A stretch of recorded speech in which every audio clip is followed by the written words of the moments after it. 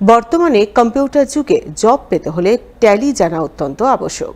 আর tally জানতে হলে আপনাকে অবশ্যই আসতে হবে মালদা ট্যালি একাডেমিতে।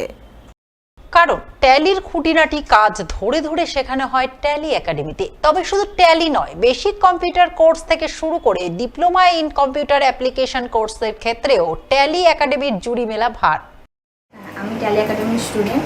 আমি প্রায় 6 মাস ধরে এখানে ট্যালি শিখছি। যখন ভর্তি হই তখন ম্যামরা যা যা বলেছেন আমাদেরকে ফ্যাসিলিটি দিবে সম্পূর্ণটা দেয়, এবং তারা আমাদেরকে খুব যত্ন সহকারে যেগুলো শিখতে পারিনি এত ধরে অন্য জায়গাতে, আমাদেরকে ঠিক যত্ন সহকারে সেগুলো শেখায়। তোমরা যদি কেউ শিখতে চাও তো অবশ্যই ট্যালি একাডেমিতে এসে যোগাযোগ। আমার নাম অনুসুয়া হালদার। আমি মাধ্যমিকের পর এই ট্যালি একাডেমিতে বেসিক কোর্সের জন্য ভর্তি হয়েছি।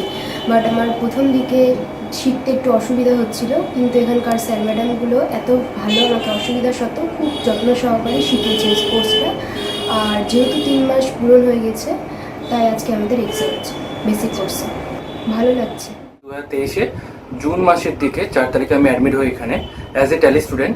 তো এখনও 1 মাস মানে ডিউ আছে আমার কমপ্লিট হতে সেশন। তো ফ্যাকাল্টি হিসাবে খুবই ভালো। আর সবচেয়ে যেটা ভালো জিনিস এখানে সেটা হচ্ছে রেগুলারিটি, ডেলি ক্লাসেস, কোনোদিন ব্ল্যাঙ্ক যায় না। ম্যাডামরাও খুব ভালো এখানকার, খুব ইন্সপায়ার করেন সবাইকে। আর জব ওরিয়েন্টেড কোর্স আমি নিজের জবের জন্য করছি। গত 15 বছর ধরে মালদা শহরে যথেষ্টই সুনামের সঙ্গে চলছে ট্যালি একাডেমি। ইতিমধ্যে অসংখ্য ছেলে মেয়ে ট্যালি একাডেমিতে ট্যালির বিশদ কাজ শিখে জব করছে বিভিন্ন প্রতিষ্ঠানে। তাই জব ওরিয়েন্টেড ট্যালির কাজ শিখতে হলে অবশ্যই আসুন মালদা ট্যালি একাডেমিতে। আমার এখানে বেসিক কম্পিউটার, ট্যালি, নন কমার্স, কমার্স সব ব্যাকগ্রাউন্ড থেকেই করে, যেহেতু অ্যাকাউন্ট শিখিয়ে নিয়ে ট্যালি করানো হয়। আর তার সঙ্গে ট্যালি জিএসটি দিয়ে সম্পূর্ণটাই কমপ্লিট হয়। একটা 1 বছরের ডিপ্লোমা, 6 মান্থের ডিপ্লোমা কমপ্লিট হয়। তার সঙ্গে ট্যালি ই ফাইলিংয়ের কোর্স করানো হয় কিছু। এগুলো কোর্স করানোর পর এদেরকে বিভিন্ন জায়গায় প্লেসমেন্টে আমরা ইন্টারভিউতে পাঠাই। আর ইন্টারভিউ দিয়ে কেউ জবে যায়, কেউ নিজস্ব বিজনেসেই তাদের জন্য হেল্পফুল হয় এটা। আর এই সেন্টারটার বয়স প্রায় 15 বছর হলো। আমি 2010-এ সেন্টার খুলেছি। 15 বছর ধরে আমি স্টুডেন্টদের একদম সুন্দর, মানে খুব যতটা পারি মানে হেল্প করার চেষ্টা করি। তারা যাতে ঠিকমতো সব কিছু ফেসিলিটিসগুলো পায় সেইভাবে প্রোভাইড করার চেষ্টা করি। আশা করছি স্টুডেন্টরা মোটামুটি স্যাটিসফাইড। অনেকে জব করছে আমাদের স্টুডেন্টরা, এটাই আমাদের সাকসেস। আমাদের এখানে বেসিক কম্পিউটার মানে মাইক্রোসফট অফিস প্যাকেজ, যেটা 3 মাসের DCA diploma in computer application, আর 6 মান্থের ট্যালি, আর 1 ইয়ারের ট্যালি। ঠিক আছে, ট্যালির মধ্যে 1 ইয়ারেরটার মধ্যে tally with GST, TDS, payroll সম্পূর্ণটাই থাকে। আমরা এটা গর্বের সঙ্গে বলছি যে এখান থেকে করে প্রচুর জন কোর্স করে তাদের কিন্তু যারা জব করছে। সবজির অগ্নিমূল্যের নিয়ন্ত্রণে মুখ্যমন্ত্রী মমতা বন্দ্যোপাধ্যায় টাস্কফোর্স গঠনের কথা বললেও মালদায় সেভাবে দেখা মিলছে না টাস্কফোর্সের, যার দরুন মালদার সবজি বাজারে হু হু করে বাড়ছে জিনিসপত্রের দাম। ফলে নাবিশ্বাস ওঠার জোগাড় আম আদমির। গত মাস খানেক ধরেই সারা রাজ্যের সাথে মালদাতেও সবজি ও আনাজপাতির দাম বেড়েছে অনেকটাই।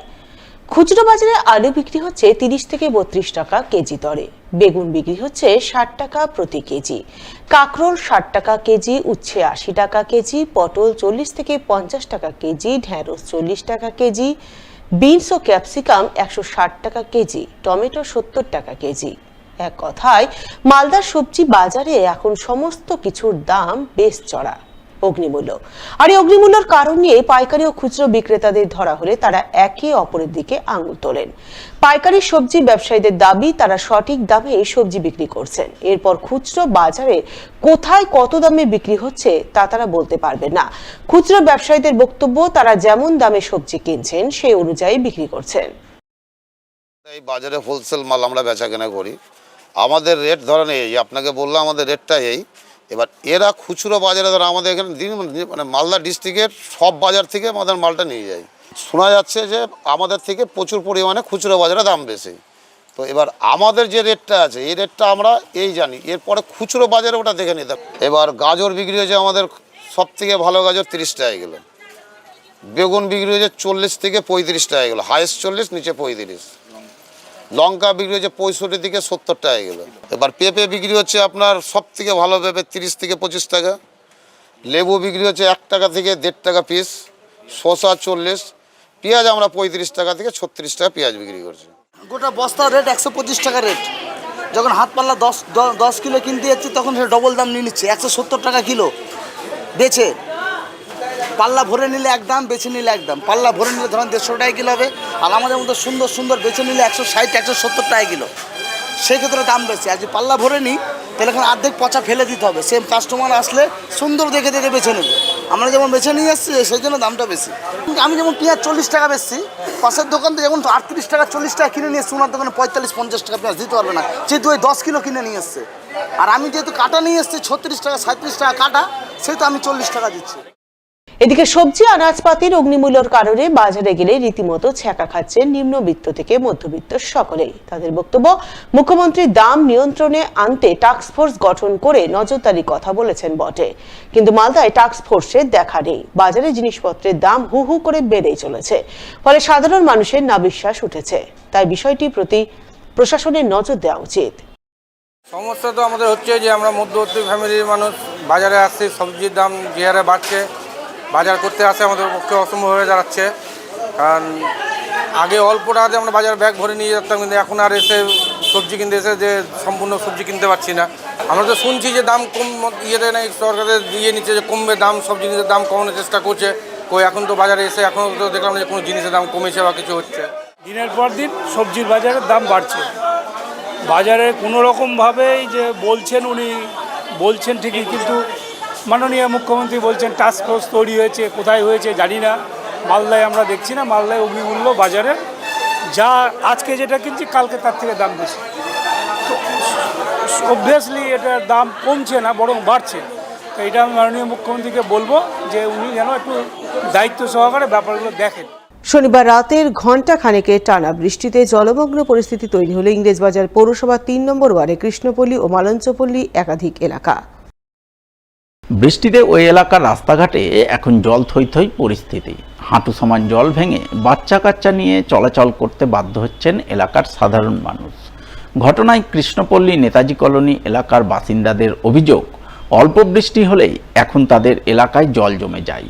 শনিবার রাতে টানা বৃষ্টিতে রাস্তায় হাঁটু সমান জল জমে গেছে। সেই জল ভেঙেই তারা যাতায়াত করছেন, কারণ তাদের এলাকায় জল নিকাশির সুষ্ঠু ব্যবস্থা নেই। স্থানীয় কাউন্সিলর থেকে শুরু করে পৌরসভায় বারংবার আবেদন জানিয়েও সমস্যার কোনো সমাধান হয়নি। সমাধান কবে হবে, আদৌ হবে কিনা তা কেউই জানেন না। এখন আমাদের এখানে জলের যা এটা নিত্য নতুন আমাদের অভ্যাস হয়ে গেছে। কেন যে জলটা এখানে আমাদের যেগুলো মাটি ভরে সব করেছে, সেইগুলো জায়গায় তো ড্রেনগুলো ব্যবস্থা করেনি, তার ফলে জলগুলো এখানে থেকে যাচ্ছে। জল মানে বেরাবার রাস্তা নেই, কীভাবে কী হবে। পুরো এলাকায় জল, আরও 2 দিন বৃষ্টি হলে আমাদেরকে বাড়ি ছেড়ে অন্য জায়গায় যেতে হবে।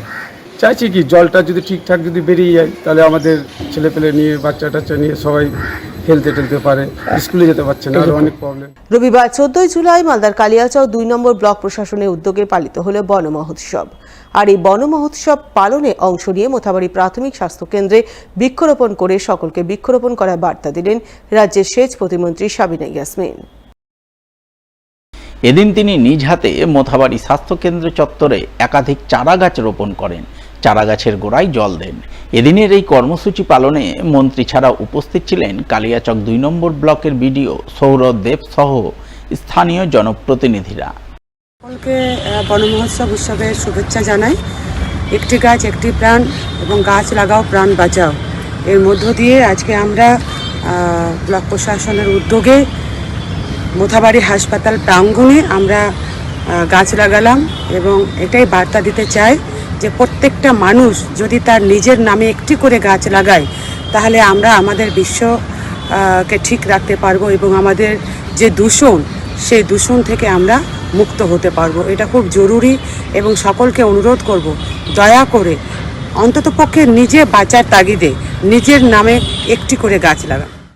অন্যদিকে 14 জুলাই পশ্চিমবঙ্গ বিজ্ঞান মঞ্চের উদ্যোগে মালদায় অরণ্য সপ্তাহ পালনের ছবি নজরে এলো রবিবার। এই উপলক্ষে এদিন পশ্চিমবঙ্গ বিজ্ঞান মঞ্চ মালদা শাখার অধীনস্থ ইংরেজবাজার শহর বিজ্ঞান কেন্দ্রের পক্ষ থেকে শহরের অতুল মার্কেট বিজ্ঞান ভবনে এক অনুষ্ঠানের আয়োজন করা হয়। অনুষ্ঠানে আমন্ত্রিত অতিথি হিসাবে উপস্থিত ছিলেন জেলা বনাধিকারিক যিশু জেসপার জে। এছাড়া উপস্থিত ছিলেন বিজ্ঞান মঞ্চের মালদা শাখার কর্মকর্তা কেপি সিং, কান্তি রায়, সুতীর্থ নন্দী সহ আরও অনেকেই। তাদের উপস্থিতিতেই এদিন অরণ্য সপ্তাহ উপলক্ষে বিভিন্ন স্কুলের ছাত্রছাত্রীদের নিয়ে কুইজ ও পোস্টার প্রতিযোগিতা আয়োজন করা হয়। তবে শুধু প্রতিযোগিতামূলক অনুষ্ঠান নয়, এর পাশাপাশি বিজ্ঞান মঞ্চের তরফে ছাত্রছাত্রীদের মধ্যে পরিবেশ সচেতনতা গড়ে তুলতে বিশেষ উদ্যোগ নেওয়া হয়। উদ্যোগের অঙ্গ হিসেবে ছাত্রছাত্রীদের সামনে বিভিন্ন ধরনের গাছ ও বীজ রেখে তার নাম জানতে চাওয়া হয়, যাকে ঘিরে ছাত্রছাত্রীদের মধ্যে ব্যাপক উৎসাহ চোখে পড়ে। সব মিলিয়ে পরিবেশ সচেতনতামূলক নানান অনুষ্ঠানের মাধ্যমে এদিন পশ্চিমবঙ্গ বিজ্ঞান মঞ্চের পক্ষ থেকে অরণ্য সপ্তাহ পালন করা হয়, তা বলাই বাহুল্য। আজ থেকে শুরু হচ্ছে অরণ্য সপ্তাহ, 14 থেকে 20 জুলাই। আমরা সবাই মিলে ওয়েট করে থাকি এই দিনটার জন্য, বন মহোৎসবের কারণে। আমরা চেয়েছিলাম আগামী প্রজন্ম আরো বেশি করে গাছ লাগাক, গাছ সংরক্ষণ করুক এবং শুধু তাই নয়, গাছ চিনতে শিখুক। সেই বিষয়গুলোকে মাথায় রেখে আজ সকাল থেকে পশ্চিমবঙ্গ বিজ্ঞান মঞ্চ ইংরেজবাজার শহর বিজ্ঞান কেন্দ্রের জন্য উদ্যোগে মালদার জেলা বিজ্ঞান ভবনে সকাল থেকেই চলছিল বিভিন্ন প্রতিযোগিতাগুলো। সকাল 8টা থেকে শুরু হয়েছিল গাছ এবং বিভিন্ন বীজ চেনা। বাচ্চাদের উপস্থিতি ছিল অসম্ভব ভালো। এই ছোট ছোট বাচ্চাগুলো যে এত গাছ চেনে, এটা ভেবেই আমরা খুব আনন্দ পাচ্ছি যে তারা, আমরা বলি নতুন প্রজন্ম গাছ চেনে না, তারা গাছ লাগায় না, কিন্তু আমাদের ধারণাটা সম্পূর্ণ ভুল। মালদা জেলার শহরের সমস্ত স্কুলই প্রায় অংশগ্রহণ করেছে, আমরা অভিভূত।